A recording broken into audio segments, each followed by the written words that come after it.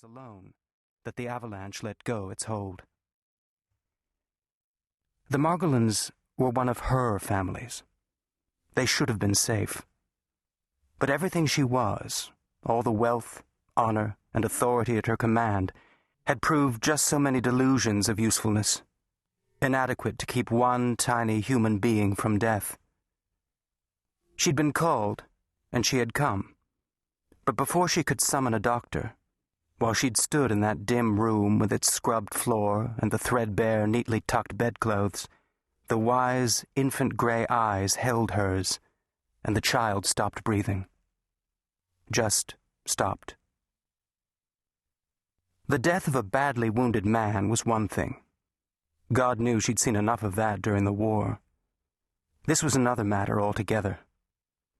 She looked up in horror at the survivors, bright little Molly, pressed against her mother's side, thumb in mouth, Tom and Jims kicking their heels in embarrassment on the bench, their once pretty mother, Mary, at 25 a widow with lank gray hair and rotting teeth, seated dry-eyed on the room's other chair with the toddler.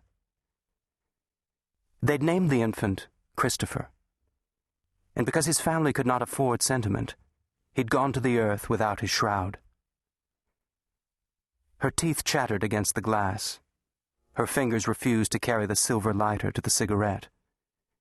She placed her hands on her knees, but the slow, calming breaths refused to come, and sounded more like gasps. It was exhaustion, as much as anything, that broke her. The bone-deep fatigue that came from too many 14-hour days followed by too many sleepless nights.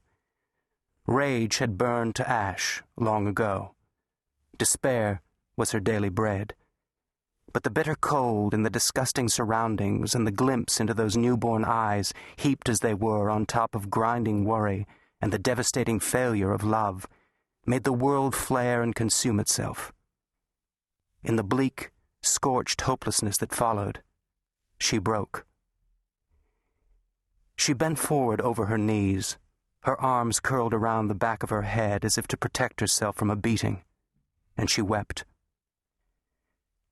There was just no end to London's store of graying 25-year-olds, no end to their damaged men, their malnourished children, their dying infants.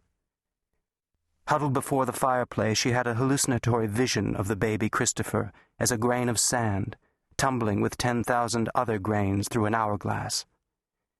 The sheer futility of trying to catch all those grains before they fell overwhelmed her.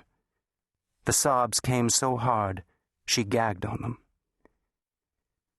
But eventually, every avalanche must reach its plateau and settle. The sobs slowed. The choking noises trickled into hiccups. She sat upright in the chair, clawed the hair from her swollen eyes, and stretched out a steady hand for her drink. When the cigarette was lit, she stared into the heedless coals, thinking about lives pouring unstopped through an hourglass. The poor will be with you, always. Wasn't that the bitter, cold truth? Even if she were given the keys to the Hurley coffers, to empty everything, paintings and jewels, houses and land, into the slums of London, it would disappear without a trace. The Hurley legacy could be reduced to the bones, and still poor mothers would strip the dead to warm the living.